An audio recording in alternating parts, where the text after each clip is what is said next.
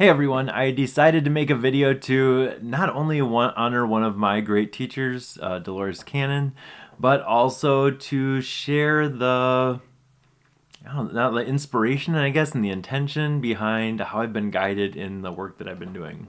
You know, what's right, what's wrong, what should I do, what shouldn't I do?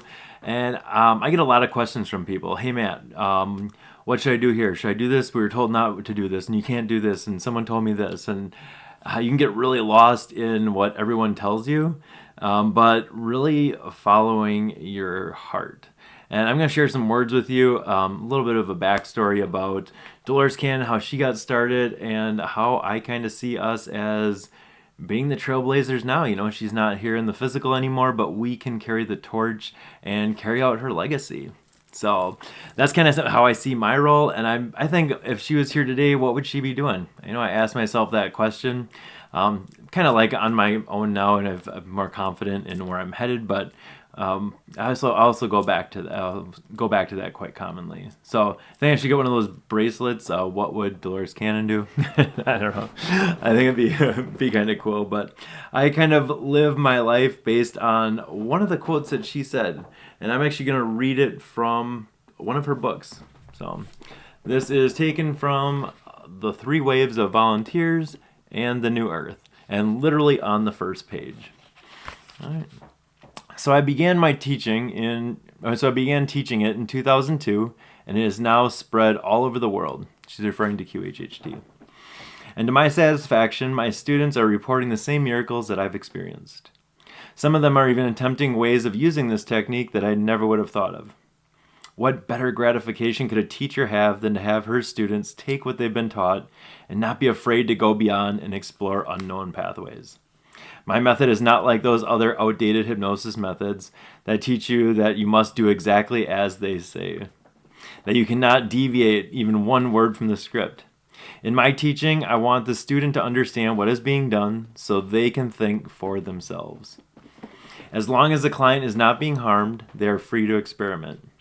I found the method to be extremely flexible. It is a living and evolving thing. Boom. All right, I think that QHHT has been a great foundation for me, and it kind of got to the point where I felt like I started outgrowing it because there was a lot of limitations as to what could be done, what couldn't be done. In respect of QHHT, that foundation, I don't use that anywhere in any of my anywhere on any of my pages or anything. I don't even mention it because I go by the original of what she tried to embody in her work. And I think it kind of became stagnant, just my own personal opinion, when she passed. And now we're carrying the torch, doing the things that other people said we can't do. And I've had amazing experiences doing everything. So that's kind of one of the things that I live by. And I think back to the story she used to share. She stumbled upon past lives. Everyone told her she was crazy, and exploring these other lifetimes and stuff like that. Back when they were told, oh, that doesn't exist. And, she got a lot of pushback. I can't imagine doing what she did back in the day. But I have to also keep in mind that, she's only one person, and she has one perspective, one thing to offer. And I see the community as growing this field even more. Now we have people scattered all over the world doing this work, and the growth is exponential when we open ourselves up to that. I also remember a story she was sharing about she was told not to work with people in the theta state. You don't take people too deep because weird stuff starts to happen. You understand it. All the clinical hypnosis techniques up until that point, you stay out of that area. You don't take a person into that theta state. You don't take a person too deep because of the weird stuff that happens that we don't understand. And now what does every practitioner try to get to? The same theta state that she was told to avoid, to not take people to. All right, so just kind of keep that in mind as you go along in your practice. So one thing that's really guided me is just following my heart.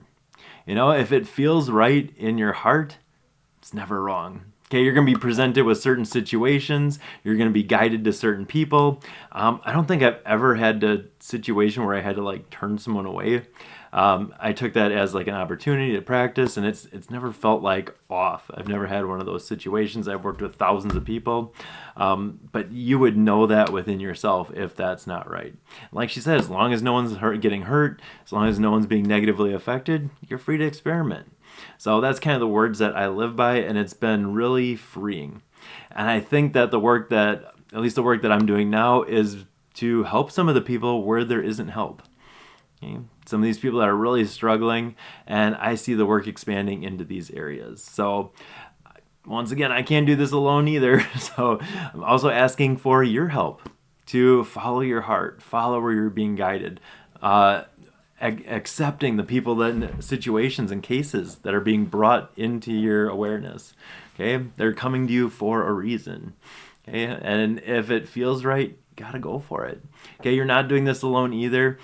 Feel free to reach out. We're forming this community. There's a lot of good people to connect with, and we're all in this together. So let's do this.